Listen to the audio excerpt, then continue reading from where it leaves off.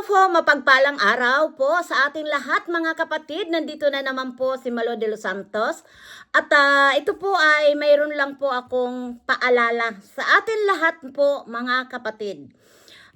Sa ngayon po nga talaga ay gusto ko talaga pong ipaalala ang mga nangyayari po sa atin dito sa social media, no? Lalong-lalo na po kung nasaan tayo na community. Sa mga sinusuportahan po natin, ito ay kailangan po natin magpaalaala. Dear Charo Malo. Ito lang po, isang paalala na kailangan po talaga ay malaman ng ating mga kababayan. Dahil yung mga sumbong-sumbong po, dyan po talaga nagkakaroon ng issue. Dahil kung sino po ang nagsusumbong, siya po yung talagang natag doon yung naninira ng tao. Dahil yung isinusumbong, yun ay gustong siraan.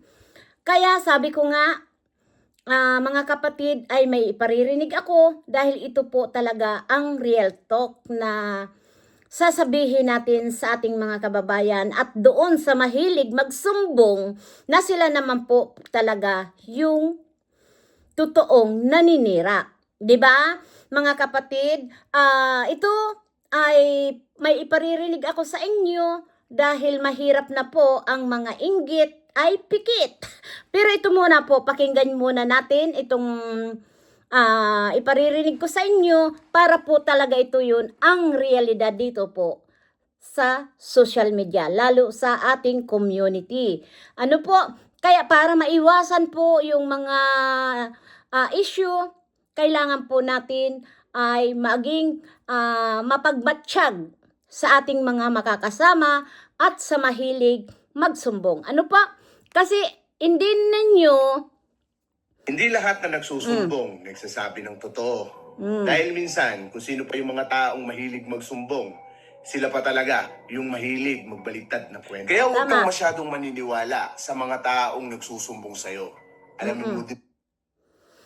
Kasi alam niyo po Huwag kang talaga. masyadong maniniwala sa mga taong nagsusumbong sa'yo. Alamin mo din muna ang totoo bago mo husgahan ang isang tao. Dahil may mga tao talaga na magaling magmanipula ng pag-iisip ng ibang tao. Tama. Paniniwalain kanila na sila ang biktima, pero sila ang abusado. Tama. Totoo yan. Hindi lahat na nagsusumbong nagsasabi ng totoo. Dahil minsan, kung sino pa yung mga taong mahilig magsumbong, sila pa talaga yung mahilig magbaligtad na kwento. Kaya huwag kang masyadong maniniwala sa mga taong nagsusumbong sa'yo. Alamin mo din muna ang totoo bago mo husgahan ang isang tao. Dahil may mga tao talaga na magaling magmanipula ng pag-iisip ng ibang tao. Paniniwalain kanila na sila ang biktima, pero sila ang abusado. Totoo yan. Hindi lahat na nagsusumbong. Ayan mga kapatid, naiparinig ko na sa inyo yung katotohanan talaga. Iyan talaga ay totoo. My own experience po sa kabilang baryo. Na sa mga sumbong-sumbong, diyan lalo-lalo na po mag-iingat tayo sa mga GC. Dahil sa GC po, diyan po ay hindi totoong mga kasama mo. 'Di ba? Mayroon lang diyan na sa loob ng GC ay pinagmamasdan ka, nakikiramdam, pag may nakuha na silang ibabato sa'yo, talagang makakarating yan doon sa taong pinag-uusapan nyo. Di ba po? Kaya tama po. Realidad po yung pinarinig ko sa inyo. Na hindi lahat na nagsusumbong, sila po ay mabubuti. Sila po ay totoo ang mga sinasabi. Lahat yan po kailangan natin isipin mabuti kung totoo yung mga sinasabi o yung mga isinusumbong sa inyo. Kung sa bagay po dito sa social media, talagang nangyayari yan po. Traidoran ng mga kasama. Di ba po? Kung may mga ebidensya naman pong iparirinig o may mga ebidensya naman pong ipinakikita, pwede naman pong paniwalaan yung nagsusumbong. Kasi po talaga, ang katotohanan po dito, sa mga isyung naririnig natin, ay mas maganda yung may katotohanan na may ebidensya kang talagang ipakikita kaysa doon lang po sa mga nagsusumbong na wala naman maipakita ng ebidensya. Kaya po, sa totoo lang, sa experience ko to, kaya po yan, madali ko po yan na isi-share sa inyo dahil nangyari sa akin. Di ba po? Kasi lagi po yan nangyayari sa loob ng GC. Hindi maaari na wala dyan sa inyo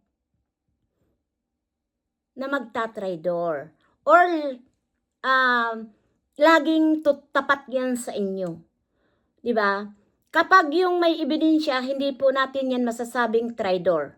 Dahil may ebidensya pong ipinakikita. Na ganun po ang mga usapan sa loob ng GC. Di ba po? Napakasarap po kung tayo po ay sasabihin na, ay, kahit dalawa lang tayo, tatlo, at least po, kontrolado natin po ang mga sarili natin. Diba? Kaya ako alam nyo po mga kapatid, sa mga GC ayaw ko po talaga. Dahil nangyari po yan sa akin. Na pati na wala akong kinalaman, nadamay po ako dyan sa GC na yan. Kaya sinabihan ako ng traidor, di ba? Maraming tao talaga ang gusto kang sirain. Kaya itong kantang iparirinig ko po sa inyo, makatotohanan po ito. Hindi po ako yung nagsasabi na ganun lang. Na-experience ko po kasi mga kapatid. Kaya alam niyo po sa totoo lang, madaling gumawa ng kwento, kung mismong ikaw na-experience mo. Di ba po? Kasi ako po, mga kapatid, alam na alam ko kung ano ang kwento ng buhay ko. Dahil naranasan ko. Kaya naikikwento ko po sa inyo. Gaya na po dito sa mga nagsusumbong, mga sumbongera na sila naman yung mga traidor. Na gusto ka lang sirain sa harap ng ibang tao. Para, kwento ng kwento, tahi ng mga kwento, para maging, tama ka sa paningin nila. Pero hindi nila alam na ikaw mismo na nagkukwento ang traidor. Kaya alam niyo po mga kapatid, nababahagi ko sa inyo to. Dahil ito po ang sinimulaan nun na ako'y minuramura ng mga taga-kabilang baryo. Lalong-lalo na po noon si Duklat.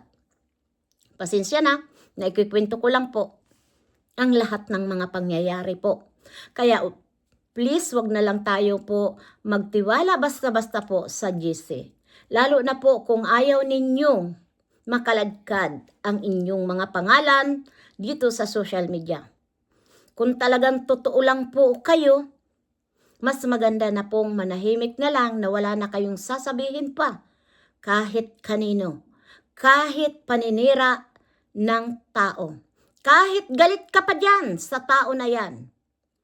Huwag niyo pong basta-basta ikukwento kung ano man po ang nalalaman nyo.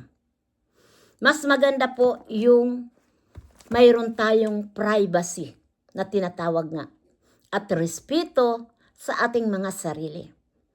Dahil madali po magbigay ng respeto doon sa taong talagang dapat natin respetuhin. Di ba po?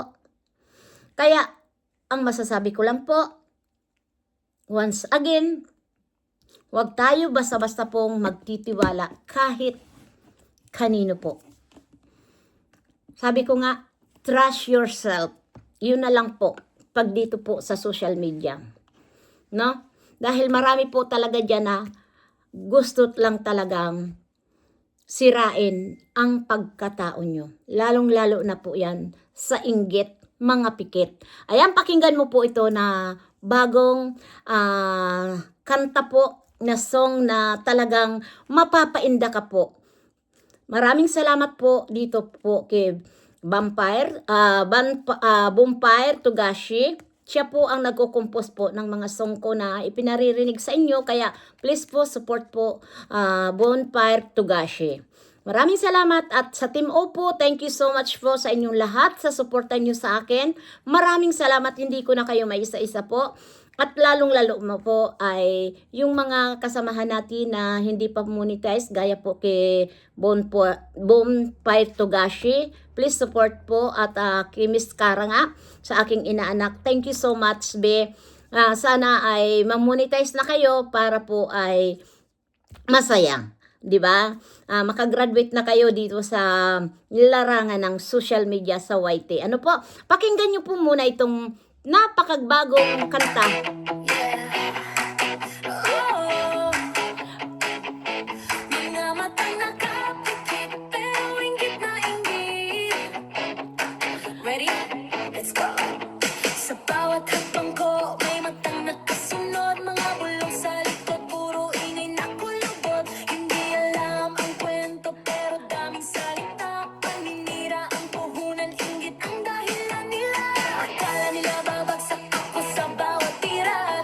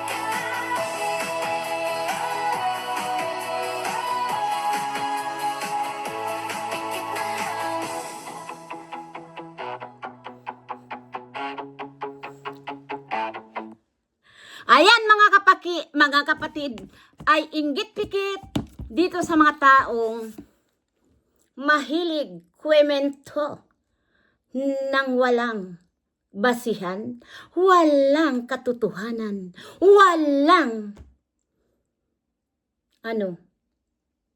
silbing mga tao na mahilig magtahi-tahi ng kwento. Ayan mga kapatid, mabuhay tayong lahat. Sana po, suportahan natin Ruel of Malala, Grishel Morales at sa mga Ruboy at Girls at pakiyakap naman po si Daddy Frankie. Maraming salamat po. Yung hindi pa po nakasubscribe kay Malo de los Santos, please subscribe po Malo de los Santos. Good vibes lang po tayo. At the same time, sinasabi lang natin po ang pawang katotohanan. Yan lang po at tuloy lang po ang pagtulong natin sa ating mga kababayan na mahihirap. Di ba po? Please support po ang mga kagaya po ng nabanggit ko sa inyo. Mabuhay tayong lahat. God bless you po sa mga viewers na nagmamahal po dito sa Maglangga at higit sa lahat, yung patuloy na nagmamahal kay Malo de los Santos. Thank you so much po. Kayo po ang priority ko po. Mahal ko kayo. Mabuhay tayong lahat. Bye-bye.